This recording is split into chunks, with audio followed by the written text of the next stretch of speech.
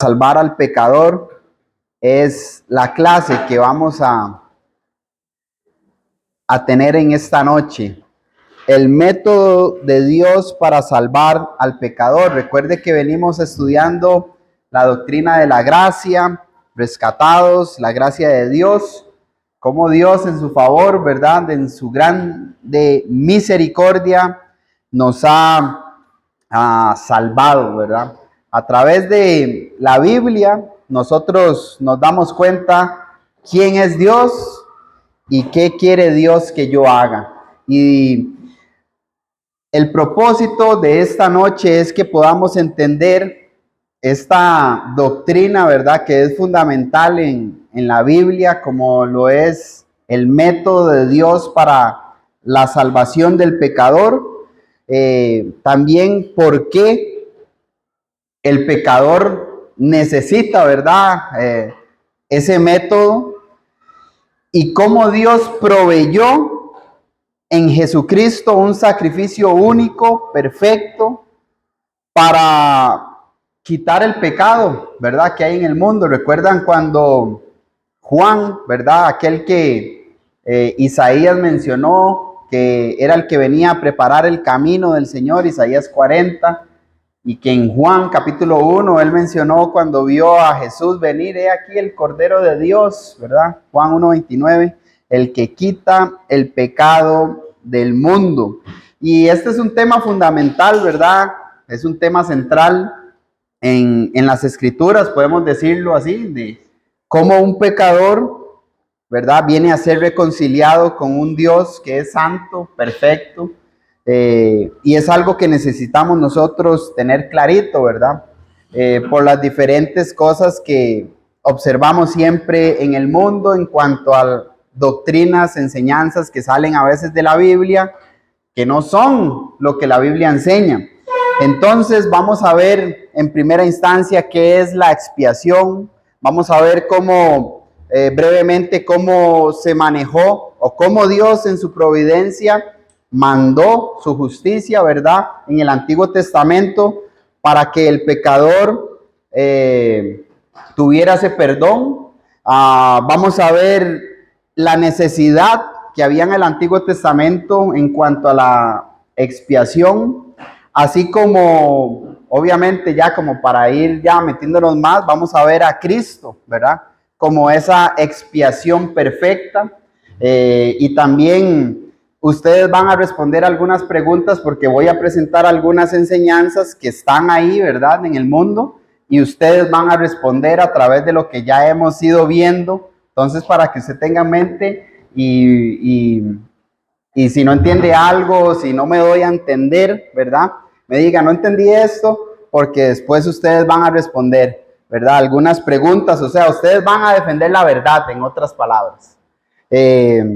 Y bueno, básicamente ese es el objetivo de esta clase. Y pueden utilizar todas sus notas, ¿verdad? Lo que hemos visto ya en clases anteriores, la bondad original, la predestinación, el llamado de Dios, porque todo les va a servir para responder a estas doctrinas que voy a presentar, ¿verdad? Y que ustedes con la palabra de Dios van a responder en esta noche. Entonces, ¿qué es la expiación? Bueno, la expiación básicamente desde el Antiguo Testamento usted puede encontrar eso en muchos textos, especialmente en el libro del Levítico, ¿verdad?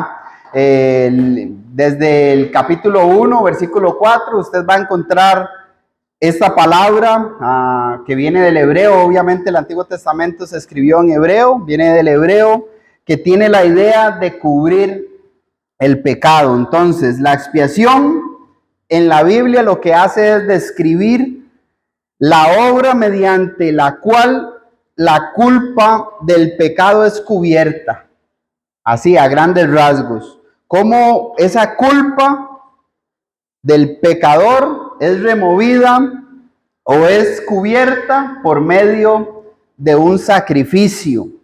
De manera, obviamente, que el pecador llega a ser aceptado por Dios. Recordemos que el pecado no se hereda. El pecado es en una persona de edad responsable, lo vimos en Génesis 8, ¿verdad? Desde su juventud, los deseos y las intenciones del corazón son malos. Entonces estamos hablando de un hombre, ¿verdad? De edad responsable. Entonces, ¿qué nos deja a grandes rasgos el significado de lo que es la expiación? Número uno, que el pecado en el hombre no se puede ignorar, ¿verdad? El pecado lo que hace es separar al hombre de Dios. Isaías 59, 1 y 2.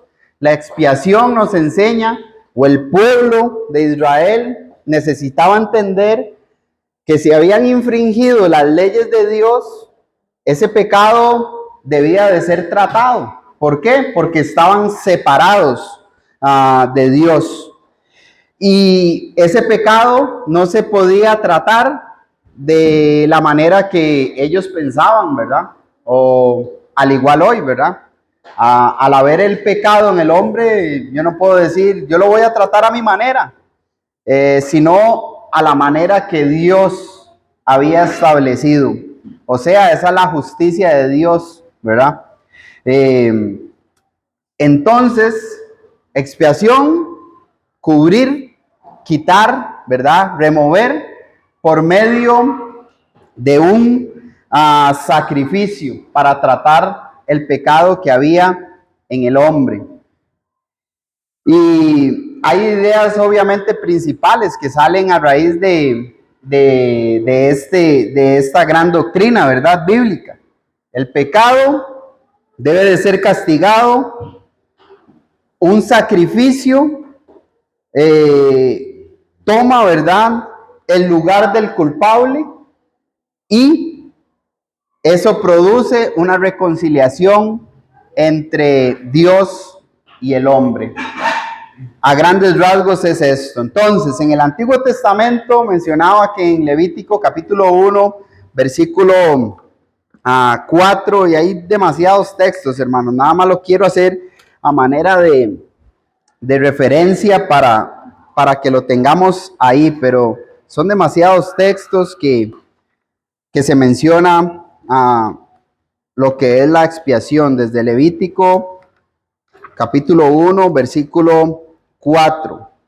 Y esto fue dado por Dios, obviamente, escrito por el autor Moisés, donde básicamente en este libro nosotros vemos la necesidad de adorar a Dios conforme a lo que Dios en su voluntad ha pedido. Por eso desde el inicio Dios trata con este tema para el pueblo, le da leyes, le da mandamientos, le da órdenes para que el pueblo de Dios fuera librado de ese pecado, conforme a la justicia de Dios. Por ejemplo, leamos este texto. Y pondrá su mano sobre la cabeza del holocausto, Levítico 1:4, y será aceptado para expiación suya. Versículo 10, si su ofrenda para el holocausto fuera el rebaño de las ovejas o de las cabras, macho sin defecto lo ofrecerá. Versículo 14, si la ofrenda para Jehová fuera el holocausto de aves, presentará su ofrenda de tórtolas o de palominos. Capítulo 2, versículo 4, cuando ofrecieres ofrenda cocida en horno, será de tortas del flor de harina, sin levadura, amasada con aceite, y hojaldres sin levadura, untadas con aceite. Lo que quiero es que ustedes vean específicamente cómo Dios le estaba hablando, ¿verdad?, al pueblo para que hicieran conforme a su voluntad. Entonces, por ejemplo, desde el versículo 4, usted ve cómo se debía de poner la mano, ¿verdad?, sobre el animal para identificar, esto es para que el pecador se identificara, ¿verdad?, con ese sacrificio que iba a realizar vamos a decirlo, que simbólicamente se hace una transferencia, por decirlo de esta manera, de esa culpa o del pecado. Y el animal iba a morir en lugar ¿de quién? Del pecador, ¿verdad? Y eso, usted puede apoyar eso con Levítico 4:29, Levítico 4:33, Levítico 16:21.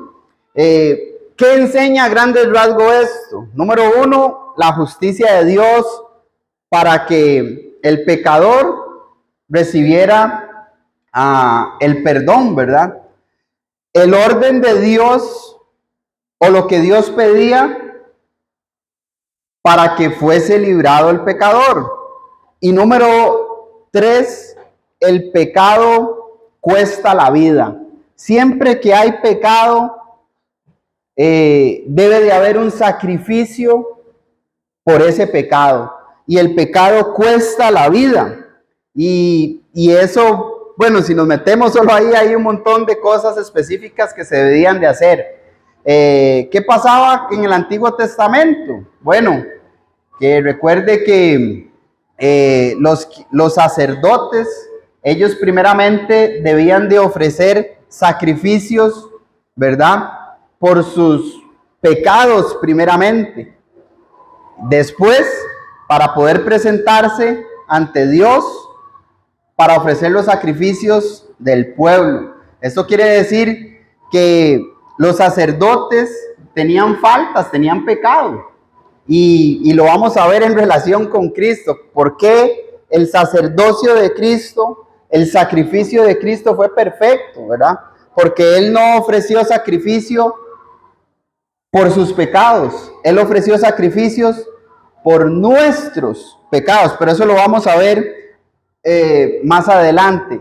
Lo interesante que veo en todo esto es como Dios siempre venía preparando al pueblo, ¿verdad? Para algo mayor, para algo más grande. Y todos estos sacrificios, ¿verdad? Fueron temporales y apuntaban a algo mayor. Porque todo ese sistema, ¿verdad? De la ley de Moisés, la ley antigua, los sacrificios, apuntaban a Cristo. Romanos capítulo 10, versículo 4, porque el fin o el propósito al final de toda la ley es Cristo.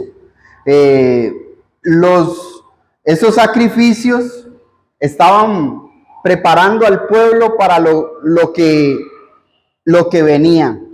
Y había una necesidad siempre muy grande y es algo que ellos debían de entender. Había una necesidad de la expiación.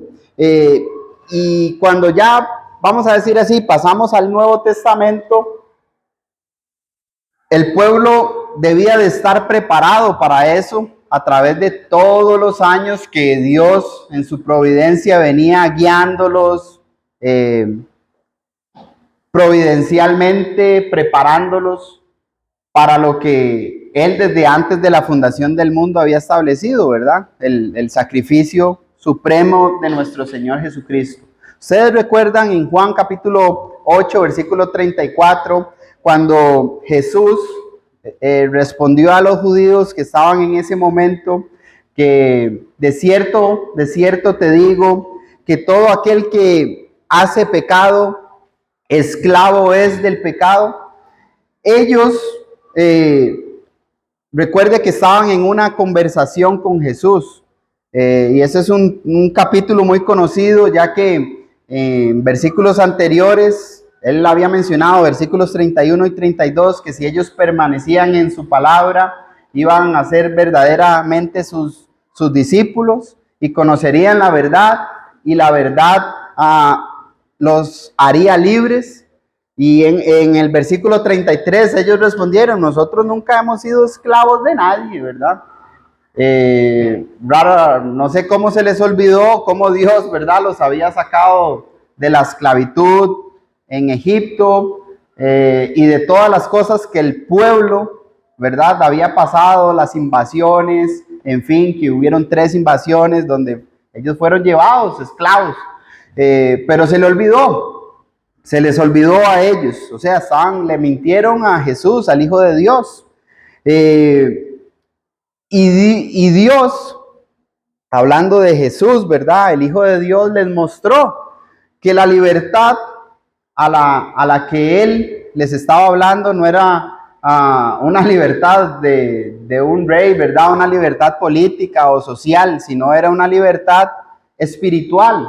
Ellos estaban esclavos espiritualmente hablando. Por eso en Juan capítulo 8, versículo 34, que todo el que practica el pecado, esclavo es del pecado. Y esta palabra esclavo, hermanos, bajo su contexto, no se está refiriendo a lo que nosotros somos esclavos, por decirlo así, de Dios, ¿verdad? En su contexto, aquí en Juan capítulo 8, versículo, ¿cuál les dije? Versículo 34. En Juan capítulo 8, versículo 34, está hablando estar bajo la autoridad de un amo, ¿verdad? Y que no tiene la libertad para salirse a sí mismo, sino que está dependiendo de alguien más, ¿verdad? Para ser librado. ¿Por qué? Porque el pecado, ¿verdad? En el hombre de edad responsable, lo que hace es dominar, es influir en las decisiones, en las intenciones y en las decisiones del corazón. Y obviamente esas decisiones, esas intenciones no van a ser de acuerdo a la palabra de Dios. Por lo tanto, el hombre va a estar separado de Dios. Así como un esclavo, físicamente hablando, ¿verdad? En su tiempo, que ellos entendían y que nosotros también entendemos, hermanos. Cuando una persona es esclavo, ¿verdad? No va a decir, no, yo ya no quiero ser más esclavo suyo, ¿verdad? Usted es mi esclavo y yo lo tengo a usted como esclavo y usted va a seguir como esclavo. Yo no lo puedo decidir siendo esclavo. Entonces, Jesús les dice en Juan 8:36 que si el Hijo los liberta, van a ser verdaderamente libres. Por eso es que Dios lo que hizo fue proveer a Cristo, ¿verdad? Como ese medio para libertar al pecador, ¿verdad? ¿Qué hizo Dios en su providencia? Proveer el sacrificio de nuestro Señor Jesucristo a través de la obediencia, obviamente, al Evangelio, para que el hombre sea salvo. Cuando yo infrinjo la ley de Dios, yo no decido cómo yo voy a ser perdonado. Ese es el punto. Quien decide, ¿quién es? El amo, a quien se le a quien hemos irrespetado, ¿verdad? Eso es la expiación, como Dios puso un medio para que sufriera, para que cargara con el pecado nuestro y toda la culpa fuera de Él, ¿verdad? En el sentido de que Él cargó con esa culpa, pagó por nosotros y nos reconcilió con nosotros. Lo que pasa, bueno, eso lo voy a decir más adelante, pero tengan eso en mente, por lo que voy a decir más adelante de lo que tal vez usted ya ha escuchado, ¿verdad? ¿Qué nos sigue mostrando esto? Nos sigue mostrando de que la libertad del pecado no viene del hombre. Para ser libre no nace en la mente humana. Yo no decido cómo quiero ser libre, sino es Dios quien decide cómo nosotros o cómo el hombre puede ser libre. Y esa libertad lo hemos visto ahí, ¿verdad? La libertad está en el Hijo. Por eso más adelante recuerda que él mencionó pegando Juan capítulo 8, versículo 32, donde, y conoceréis la verdad. Juan 14, él dice, yo soy la verdad. Juan 14, 6. Juan 17, 17, mi palabra es verdad. Juan 12, 48, la palabra que yo les he hablado, ella nos va a juzgar. Debemos de entender esto, hermanos. ¿Para qué? Bueno, para que cuando nosotros, ¿verdad?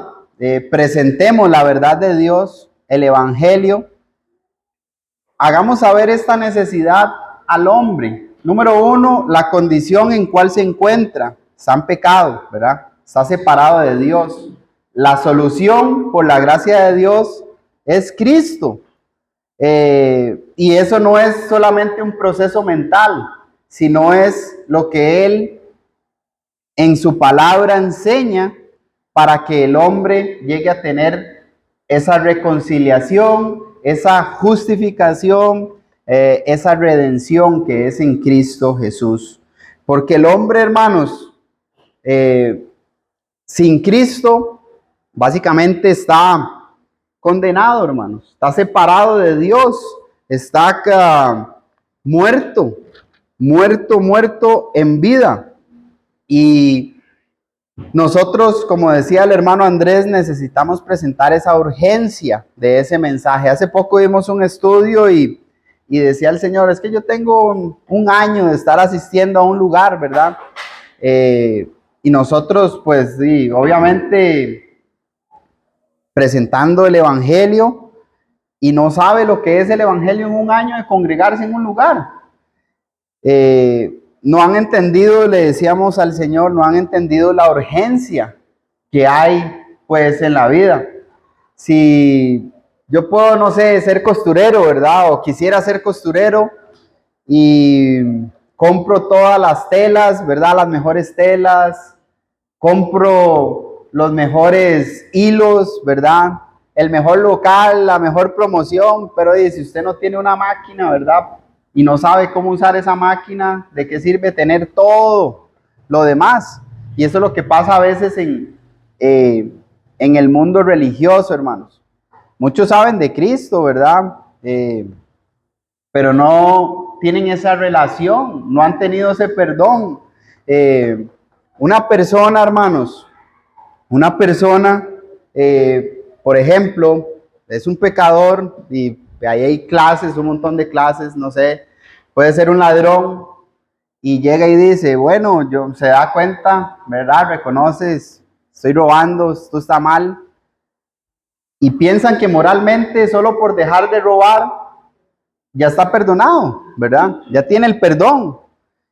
Porque dejó de robar. No estoy diciendo que tiene que seguir robando, lo que estoy diciendo es que para que tenga el perdón, tiene que ir a quien da el perdón.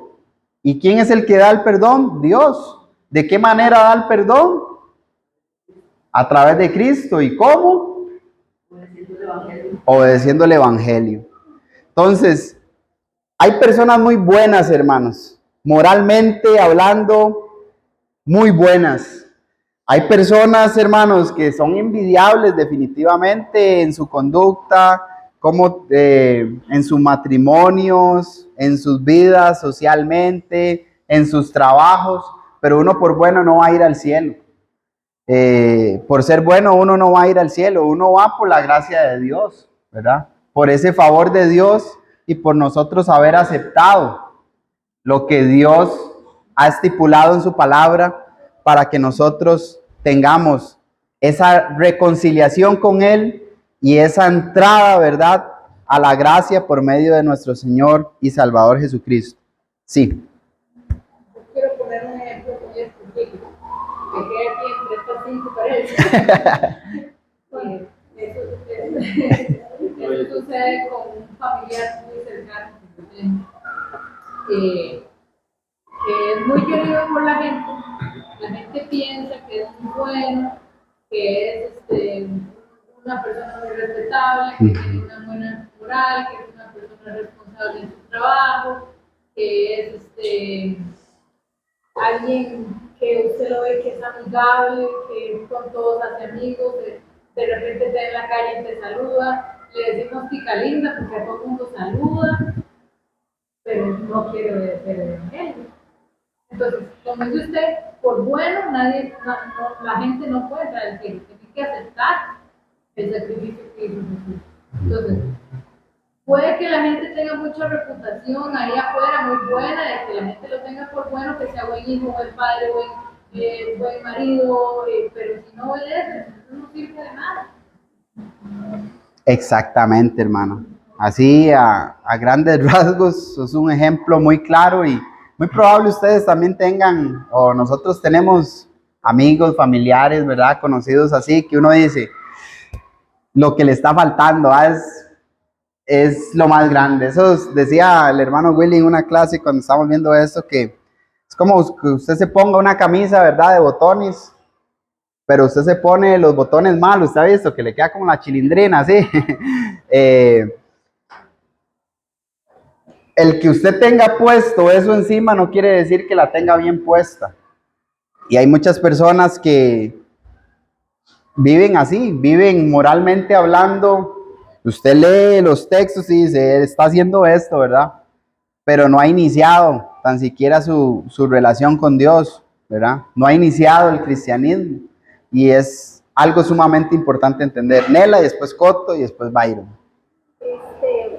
Mi papá pasó muchos años que no tomaba la decisión de entregar su vida a Cristo porque él no se sentía digno de llegar a los pies del Señor ni pensaba que él iba a lograr, o sea, él quería llegar cuando él sintiera que ya estaba... Sí, que no había pecado en él. Exactamente, y duró años, y por más que se le explicaba, él no se sentía bien, gracias a Dios lo logró, ¿verdad? Y al amor y a todo lo que se hizo por él, y gracias al Señor que lo logró, pero por la mínima, por estar esperando, estar bien ante los ojos de Dios, casi no recibe el Señor. Y me llama ahorita mucho la atención de este himno que dirigió Byron. Yo no, o sea, obviamente, la primera tal vez en estar aquí, dignamente, tal vez por decirlo de alguna forma sea yo, pero lo que quiero decir es que lindo cantar ese himno, estoy bien con el Dios, sintiendo que uno está bien con Dios. A mí, vea, yo agradezco a Dios porque yo lo cantaba y yo me sentía que yo lo podía cantar porque estoy en un momento de mi vida ahorita que yo puedo decir que estoy bien con Dios, ¿verdad? Gloria Eso no a Dios. es hacer que sea pecadora, que cometa errores, que sea imperfecta, pero yo siento una buena relación con mi Dios en este momento. Yo decía, yo no hubiera podido cantar ese himno tal vez en otro tiempo porque no estaba bien con el Señor y hoy sentí gran gozo en cantar. Amén. Así es, hermana. Coto. No, contrastando lo que decía Chris de ese familiar, que es la realidad de muchos, y con el inicio suyo de la clase del Antiguo Testamento, ahí mismo en Levítico capítulo 4, desarrolla una serie de ofrendas y sacrificios que se debían de dar por pecados que se habían hecho, ahí dice por hierro, es decir, no intencionalmente. Y aún así ese pecado que era sin intención requería expiación. Entonces, eso es algo que sigue aplicando hasta nuestro tiempo. Las personas pueden ser buenas y aunque pequen sin intención por hierro, ese pecado igual requiere la expiación a través de Cristo. Y aunque el sistema de salvación cambió, el sentido moral de Dios y la parte de su conocimiento y su personalidad sigue siendo la misma en Antiguo y Nuevo Testamento. Ajá, es el mismo Dios. Exactamente, muy buen comentario. De hecho, hay una oración, ¿verdad? Que hace el salmista, líbrame como de los pecados que me son ocultos, pecados que sin intención o que a veces uno puede herir a alguien y tal vez uno ni se da cuenta, no lo hice con esa intención, pero pasó cosas así. Byron. Nada más, hablando del tema de esto que Cristo mencionaba, un pequeño aporte, también es importante no asumir que hay personas que no necesiten arrepentimiento, porque a veces uno por conocer a la gente, ¿verdad? Uno por familiaridad, uno piensa, no, este es un buen candidato y tal vez no tiene tantos pecados de que arrepentirse, si los tiene montones. Entonces, cuando nosotros estamos evangelizando, es bueno asumir que esa persona no tiene de qué arrepentirse porque siempre hay, no hay paso que se va a pasar por alto, ¿verdad? Exactamente, y creo que también eso aplica también, digamos, como para los padres, nosotros como padres, que vamos criando, digamos, a nuestros hijos, ¿verdad? Y que van creciendo en cosas buenas, ¿verdad? En las cosas de Dios, congregarse, etcétera. Y creo que un reto que tenemos como padres en ese sentido es, en esa edad de responsabilidad, explicar bien, ¿verdad? La necesidad que hay de Cristo, que entienda esa necesidad que ella o él va a tener, ¿verdad? Para el perdón y que reconozca, porque a veces hay una presión, ¿verdad? De que, bueno, nada más tienen que hacer esto como algo externo, como un paso que se tiene que dar, sí, es para la salvación, pero mentalmente, ¿verdad? Ese hijo o hija no entiende eso. Y al final de cuentas, si lo hace de esa manera, pues obviamente no es bautizado. Tiene que entender la necesidad que tiene del bautismo, del por qué va a hacer esto, de reconocer su condición, sin tener una presión. Decía un hermano que tiene como 6 hijos y yo le decía en ese proceso, preguntándole yo, siempre él me decía, sea claro, no se vaya porque usted es el hijo del predicador, ¿verdad? O usted es un miembro de la iglesia, pues él ya tiene que hacer eso, ¿verdad? No, él tiene que reconocer de que es un pecador. Él tiene que reconocer que esa culpa no se la puede quitar nadie, sino es el hijo de Dios. Él tiene que reconocer eso públicamente, él tiene que dar frutos, él tiene que cambiar, él tiene que ser otra persona. Y hermanos, cuando vemos todo ese sistema, ¿verdad? Que venía del Antiguo Testamento, que venía preparando al pueblo para algo mejor, vemos a Cristo como la expiación. Él es la expiación perfecta. Él es quien quita, quien remueve la culpa, ¿verdad? De nosotros. Preparando esta clase, hermanos, fue un reto, digamos, en el sentido de verme a mí, de volver a esas bases, de lograr compenetrarme más, ¿verdad? En lo que Jesús hizo por nosotros, hermanos. Desde el Antiguo Testamento, usted ve cómo los profetas hablaron de los sufrimientos y padecimientos de Jesús. De hecho, en Isaías 53, hermanos, que aproximadamente fue entre el 740 antes de Cristo, usted lee cómo el Mesías iba a ser rechazado, ¿verdad? Cómo el Mesías iba a cargar con los pecados de otros. Ciertamente dice que él llevó nuestras enfermedades, sufrió nuestros dolores y nosotros, dice, le tuvimos por azotado, por herido de Dios. Él fue herido de Dios por nuestros pecados. El profeta, hermanos, anunció claramente los sufrimientos y padecimientos del Mesías. No por sus pecados. Recordemos que el Mesías, quien es Cristo, el Salvador del mundo, él sufrió, padeció, fue desechado por nuestros pecados. Y cuando él habla, hermanos, cuando él habla ahí en ese versículo 5 de Isaías 53, que mas él herido fue por nuestras rebeliones, molido, hermanos, por nuestros pecados, dice que el castigo de nuestra paz fue sobre él. El Espíritu Santo, hermanos, por medio del profeta, está diciendo el sufrimiento intenso y real que Jesús cargó por nuestros pecados. El Mesías recibió un castigo trágico, hermanos. ¿Para qué? Para reconciliarnos a nosotros con Dios por medio, obviamente, de la obediencia al Evangelio. Todos los hombres estaban desviados, todos estaban bajo pecado, ¿verdad? Todos hemos pecado. Y lo que Él hizo, hermanos, no hay con qué pagar lo que Jesús hizo por nosotros. Todo lo que Él sufrió, hermanos, por usted y por mí, hermanos, no hay nada que podamos hacer para decir, yo merezco esto. Hay personas que piensan así, hermanos. Él me creó y yo merezco de su gracia.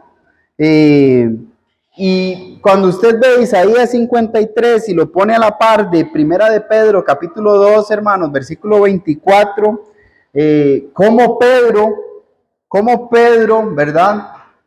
Sabía o básicamente escribió lo mismo que Isaías escribió, ¿verdad? Muchos años después, sin vivir, sin conocer físicamente a Isaías. ¿Cómo lo hizo? Obviamente por inspiración, ¿verdad? Divina. Pero cuando Pedro habla, hermanos, a los hermanos que sufrían, a los cristianos del primer siglo, les está haciendo ver lo que ellos, el precio con que ellos fueron comprados. El precio con que ellos fueron comprados es el mismo precio con que nosotros fuimos comprados. Porque Cristo cargó con nuestras culpas, sufrió el castigo que nosotros merecíamos. Nosotros éramos los que teníamos que haber sido clavados en esa cruz físicamente hablando. Nosotros éramos los que teníamos que recibir los azotes. Nosotros éramos los que teníamos que recibir los desprecios. Nosotros éramos los que teníamos que estar desnudos ante la gente que estaba ahí. Pero Él lo hizo por amor a cada uno de nosotros. Dios dice que demuestra su amor para con nosotros en que siendo aún pecadores, ¿verdad? Cristo murió por nosotros. Romanos 5:8. ¿Iba a decir algo, Coto? Sí, no, ahora usted hace esa ilustración de estando nosotros en el lugar de Cristo. Y es adecuada en el sentido de que lo hubiéramos merecido de haber sido de haber sido posible, sí, o la justicia en nuestra contra por causa de nuestra culpa. Pero el hermano Chad Tacto en unas conferencias hablaba precisamente de eso mismo, y la idea al final era que aún nosotros, tomando esa posición, nada hubiera pasado, porque no es suficiente. Es decir, hubiéramos sido culpables. Como habían cientos de crucificados en la misma época, habían dos más al lado de Jesús, y ellos murieron en la cruz, y recibieron azotes, y fueron traspasados por clavos, y les quebraron las piernas en la cruz. Pero simplemente era lo que merecían. No iban a redimir a nadie, no se iban a salvar a sí mismos. Porque ya Dios había destinado, ¿verdad? El medio para la salvación, exactamente. Era en Él. Y eso es amor, hermanos. ¿Qué resultados hay de esa expiación? Bueno, hay justificación, hermanos. Recuerde que la justificación es ese acto en el cual Dios declara al hombre justo, lo absuelve de pecado, cuando obviamente obedece el Evangelio.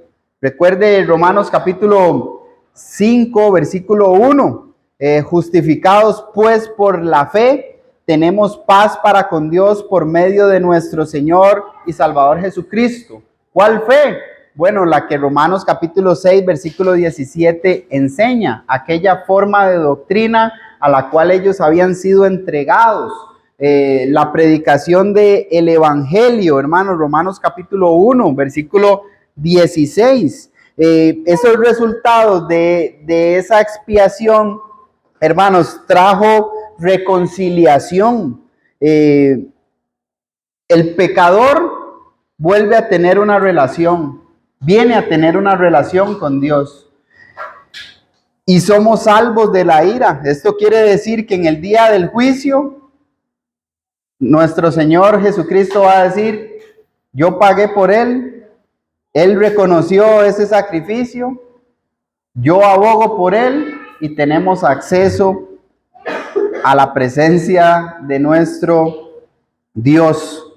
Entonces, somos librados, hermanos, del castigo eterno. Sin Él, como decía Andrés, ¿verdad? ¿Qué sería de nosotros? Aunque nosotros hubiésemos estado ahí, físicamente hablando, Dios ya tenía un medio. Ahora, vamos a ver si estamos bien. Esto es para que ustedes respondan, ¿verdad? Esto es para, no sé si tienen alguna pregunta de lo que he mencionado, ¿todo está bien? Ok, entonces, hay algunas ideas, ¿verdad? Erróneas con respecto a eso. La pregunta es, ¿cómo usted y yo podemos responder a las obras, digamos, humanas? Muchas personas dicen que son salvos por obras. De hecho, hay un sistema, ¿verdad?, religioso que básicamente con el fin y de que usted y yo hagamos obras de caridad y ya usted se ganó el cielo, ¿verdad? Dice, se ganó el cielo, se ganó un pedazo del cielo. O está la parte de cuando una persona muere, ¿verdad? Se va unos novenarios, ¿verdad? Y usted lo que hace, lo que sucede, según pues ellos, es de que esta persona pues está en el purgatorio, ¿verdad? Y como se está orando ahí, se hace lo que es el Ave María, ruega por las ánimas y que ruega por las ánimas. Entonces, esa persona es librada de sus pecados, ¿verdad? Para tener acceso a la presencia de Dios. La pregunta es, ¿cómo usted, verdad, con la Biblia puede decir, eso es incorrecto porque este texto dice esto? Ese tema que usted está tocando es de los católicos, ¿verdad? Ellos utilizan, cuando una persona muere, lo que hacen ellos es decir, lo que hacen la religión católica, lo que enseñan es que uno muere, va al purgatorio a expiar. En el purgatorio hay expiación de pecados, porque mientras uno está orando en la tierra, ellos están, entre más oraciones haga uno, más misas, más eso, entonces ellos van a salir más rápido del purgatorio. Eso es lo que enseña Exacto, entonces, ¿cómo usted refuta eso, verdad? ¿Cómo usted refuta, qué texto puede usar usted para decir, no, eso lamentablemente es erróneo? ¿Y por qué? Porque la Biblia enseña eso. Caso muy bueno, eso, la doctrina católica hay que entender que se basa en la magia, porque ellos arrastran la mitología de los romanos de todos los pueblos indoeuropeos, los egipcios, todos los pueblos, es una mezcolanza de todo. Y ellos adaptaron a todos sus dioses, les pusieron un nombre de santo, ¿verdad? Y les dieron un templo a cada uno, y así, ¿verdad? Se tapó la idolatría con ídolos, con santos. Y la magia básicamente es manipular a los ídolos con rezos, o manipularlos con rituales o con palabras, con conjuros, y eso es lo que se hace cuando se habla de rezos.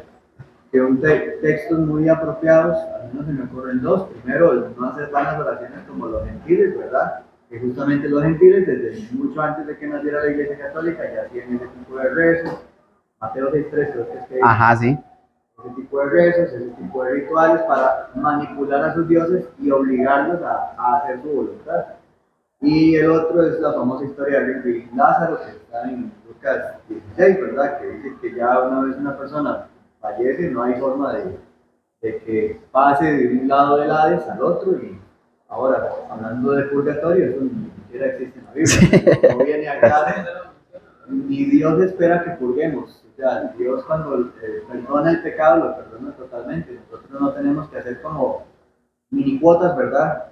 Abonar un poquito para ayudarle a Dios a que me perdone. Eso no tiene ningún sustento bíblico y eso es blasfemia contra Dios. Pues. Exacto. ¿Cómo no somos capaces de pensar que Dios no es capaz de perdonar y que uno tiene que ayudarle a Dios? Muy bien, excelente. Masi. Confirmando lo que dice el hermano también, la vez pasada estábamos leyendo lo de Hebreos, en Hebreos 9:27. Ajá. Y de la manera que está establecido para los hombres que mueran una sola vez y después de esto juicio. Excelente. Excelente texto, sí. Hebreos 9:27.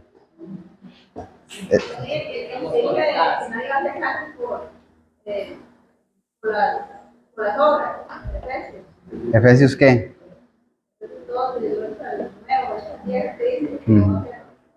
Pero para eso, no por la fe, pero también para eso la persona tiene que fe, porque si nos ponemos digamos, en la parte de los fieles, todos creen que la fe es creer en algo, rogar a Dios, ¿verdad?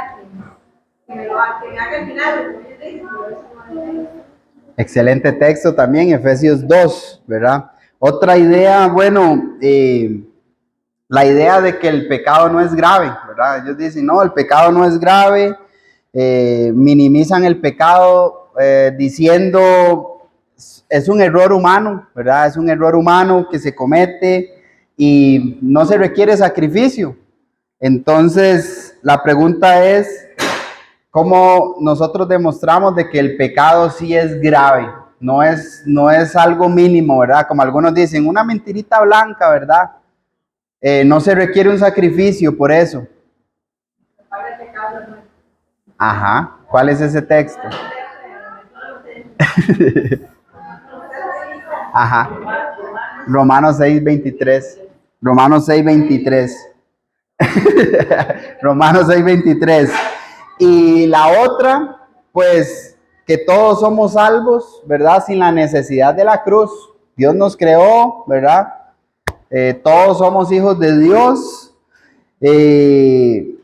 Y básicamente con que usted crea en Jesús, ¿verdad? Usted ya es salvo. Me dijo una persona, ¿verdad? Ahí cuando estaba con el hermano Alex, ¿cree en Jesús? Sí, señor, amén. Nos vemos en el cielo. Chao. Yo le digo, ¿pero cómo, verdad? ¿Qué tengo que hacer? Nada más eso. Lo veo en el cielo. Ya usted es salvo. Porque ya ustedes saben por dónde va el asunto, ¿verdad? La pregunta es, ¿cómo ustedes refutan eso? ¿Verdad? Que no solamente creer en Jesús y no necesito, o sea, no necesito la cruz. No necesito la instrucción de Jesús, ¿verdad? En cuanto a la salvación, ya ustedes saben cuál es. Ajá. Solo con creer ya yo soy salvo. Ajá. No necesito el perdón de pecados y le puede uno mostrar Marcos 16, 15 y 16, donde específicamente habla sobre el bautismo para el perdón de pecados, o Hechos 2:38 al 42, donde habla sobre el bautismo para el perdón de pecados, que hay que arrepentirse, no es solo creer, hay que arrepentirse, hay que obedecer ese evangelio para ser perdonados. Juan 1:12 también, para decir que no todos somos hijos de Dios, sino que tenemos la capacidad de convertirnos en hijos de Dios, pero no todos somos hijos de Dios. Amén. Sí, a los que le recibieron, ¿verdad? Eso es, a los que creen en su nombre, les dio la potestad de ser hechos hijos de Dios. Hermanos, lo que he mencionado es lo que anda ahí, ¿verdad? Y gracias a Dios que leyendo su palabra, estudiando su palabra, nos da la capacidad de poder entender. Y al final todas estas cosas nos están equipando, ¿para qué? Para lo que Dios nos ha llamado, ¿verdad? Que es ir y predicar el evangelio. Nosotros recibimos los beneficios del sacrificio de Cristo, o sea, la expiación, ¿verdad? Cuando oímos el Evangelio, cuando reconocimos el Evangelio, cuando nos arrepentimos de nuestros pecados, cuando confesamos a Cristo públicamente, cuando fuimos sumergidos en agua para el perdón de los pecados, cuando perseveramos en la gracia de Dios que es en Cristo Jesús. Cristo, hermanos, para finalizar, Cristo tomó el lugar del pecador para que el pecador pudiera ser reconciliado con Dios. Qué amor tan grande, ¿verdad? Dios nos ha demostrado en su Hijo Jesucristo. Espero que hayamos fortalecido, ¿verdad?, nuestra fe, hayamos tenido una linda noche estudiando su palabra. Y bueno, de seguro de que nos vamos a topar a alguien así en el camino y estamos listos, hermanos, estoy seguro, de acuerdo a todo lo que ustedes han participado, que estamos listos para poder defender la palabra de Dios con humildad y reverencia. Dios los bendiga.